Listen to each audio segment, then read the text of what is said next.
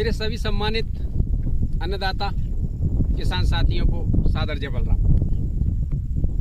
सम्मानित साथियों, पिछला समर सीजन, मूंग का सीजन, जस्ट पीछे खरीफ का सीजन काफी थका देने वाला रहा। खरीफ का सीजन लगभग समाप्ति की ओर, सीजन से मेरा मतलब कि खरीफ की बोनी लगभग समाप्ति की ओर है, धान को छोड़कर, क्योंकि धान का रोपाई का काम चलेगा।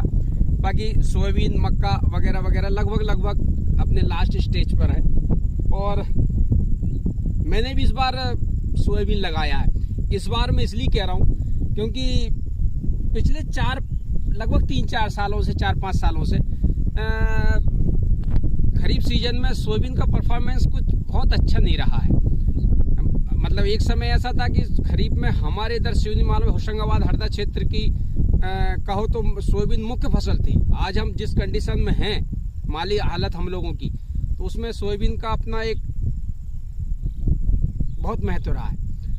लेकिन पिछले 4-5 सालों से सोयाबीन का परफॉर्मेंस कुछ ठीक नहीं रहा। मतलब क्या होता था कि सोयाबीन जब बोते थे उसमें अंकुरण अच्छा होता था, फसल अच्छी उग जाती थी, ग्रोथ अच्छी करती थी।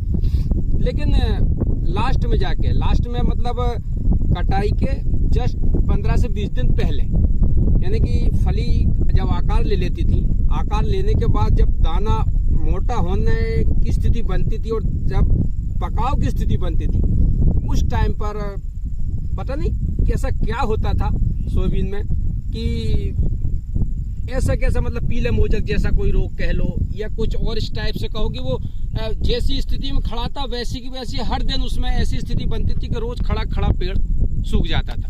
और ऐसा सैकड़ों एकड़ में एक साथ होता था। तो इसलिए पिछले 4-5 सालों से सोयाबीन हम लोग नहीं लगा रहे थे। लेकिन अभी पिछले साल से कुछ हमारे आसपास के एरिया में लोगों ने फिर ट्राई किया, तो कुछ वैरायटी जो लंबे दिन की आई हैं, जिसमें 1135 है, 2024 है, 2069 है, 2034 है, तो ये कुछ अपडेट वैरायटी कह सकते हैं हम, या रोग प्रतिरोधक क्षमता शायद इनमें कुछ ज़्यादा है।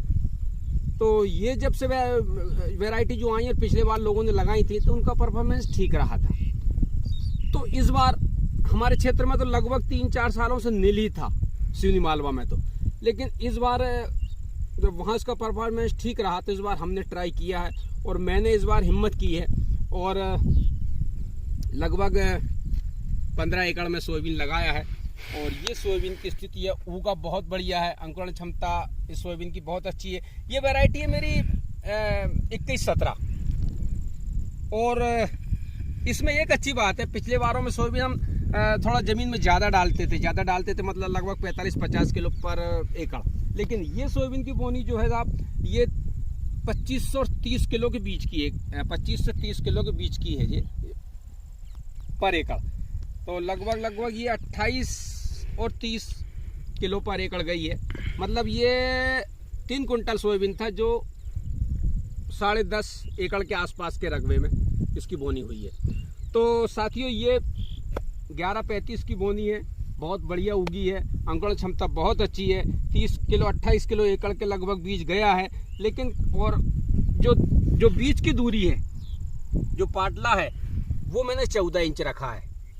और इनकी जो दाने के बीच की जो दूरी है 28 से 30 किलो एकड़ होने के बाद भी आप देख सकते हैं कि बहुत बढ़िया है। कहीं से कहीं तक इसको देख के ये नहीं लगता कि 28-30 किलो वो, ये कोई भी देखने वाला ये कहता है कि लगभग 45-50 किलो एकड़ के आसपास का रहा होगा।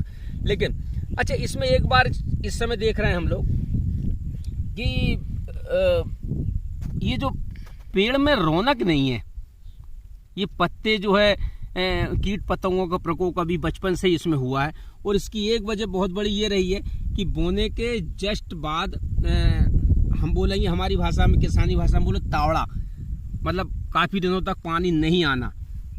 तो उस वजह से जो टेम्परेचर ज़्यादा रहा, गर्मी तेज रही और पौधा था, उसकी वजह से इसमें कीट पतंगों का प्रकोप ज़्यादा रहा और इसकी वजह से इसमें काफ़ी पत्तों को छेद दिए, नुकसान किया है। अभी 1-2 दिन पहले ही बारिश हुई है तो अब थोड़ी सी रौनक आई है और इसमें जल्द से जल्द कीटनाशक का उपयोग हमें करना ही पड़ेगा, बहुत ज़रूरी है। अब इसमें खरपतवार नाशक के लिए हम लोग अगर बोनी के पहले डालना हो तो बेलर 32 वगैरह का उपयोग कर लेते हैं। और बेलर 32 लगभग आप सभी लोग किसान जो खेती करते हैं वो जानते हैं, लगभग 40 से 45 दिन तक का उसका समय रहता है। 40 से 45 दिन तक वो नया जो घास उगता है उसको नहीं उगने देती है, लेकिन जो उग गया है उसको नहीं मारेगी। जो नहीं उगा उसको नहीं उगने लिए आजकल हमारे किसान इसका बहुत उपयोग कर रहे हैं और सफल भी है। लेकिन इसमें मैंने अभी तक कोई खरपतवार नाशक का उपयोग नहीं किया है। क्यों नहीं किया? क्योंकि पिछले 2-3 सालों से मैंने बारिश में कोई फसल नहीं लगाई थी, तो उसकी वजह से जब बारिश में मौका मिला इसमें कल्टीवेटर ट्रैक्टर से हमने कल्टीवेटर किया, उसको बखर दिया, तो वो जो खरपतवार था मतलब यूं कहो उसका बीज मर गया। अगर कुछ है भी तो वो अब हम ऊपर से जो खड़ी फसल पे जो खरपतवार नाशक हम डालते हैं, जैसे उसमें आप आयरिश डाल लो, उसमें आप आयरिश वो जो चौड़ी और सकड़ी पत्ती दोनों पे काम करती है। और आप चाहो तो अगर चौड़ी पत्ती नहीं है, सकड़ी पत्ती जैसे समेल टाइप की, तो उसमें आप गैलेंड वगैरह का उपयोग कर लो। तो चौड़ी पत्ती जो भी होती है, चौड़ी पत्ती और सकड़ी पत्ती दोनों को रोकने के लिए, या यूँ कहो कि चौड़ी पत्ती को कंट्रोल करने के लिए जो दवा हम डालेंगे वो ग्रोथ, सोयाबीन की ग्रोथ को रोकेगी, क्योंकि वो जो तेज आती है तो वो उसके कारण सोयाबीन की ग्रोथ रुक जाती है। लेकिन अगर वही चीज़ हम सकड़ी पत्ती का मात्र उपयोग, अगर आप खेत में चौड़ी पत्ती नहीं और सकड़ी पत्ती वाले घास का रोकथाम के लिए अगर आप उपयोग करते हैं तो उसके लिए गैलेंड या टर्गा सुपर ऐसी चीज़ें हम डाल सकते हैं। इनके सबसे बड़ा प्लस पॉइंट ये है कि ये सोयाबीन की ग्रोथ रोकती नहीं है, उसमें सोयाबीन चलता रहता है। तो इसमें अब आने वाले समय में चौड़ी पत्ती अगर कहीं होगी तो हल्की फुल्की मात्रा में, नहीं तो गैलेंड या टर्गा का ही उपयोग हम लोग करेंगे। और अभी आप देख रहे हैं कि सोयाबीन की फिलहाल ये इसकी उम्र 15 दिन की हो गई है, 14 दिन आज। 14 दिन में अमूमन रोग आते नहीं है, लेकिन बीच में जो टेम्परेचर हाई हुआ था और जो बारिश नहीं हुई थी, इसकी वजह से इसमें ये छेद, पत्ते में जो छेद हुए हैं वो रोग का प्रकोप हुआ। इसके लिए हमें कीटनाशक इसमें एक स्प्रे बहुत ज़रूरी है, इसका कीटनाशक। इस बार मैंने मक्का और धान की भी खेती की है, तो अगले वीडियो में उनकी जानकारी लेकर पुनः आपके साथ सामने आऊँगा। तब तक के लिए सभी को शब्बा खैर, सादर जय बलराम।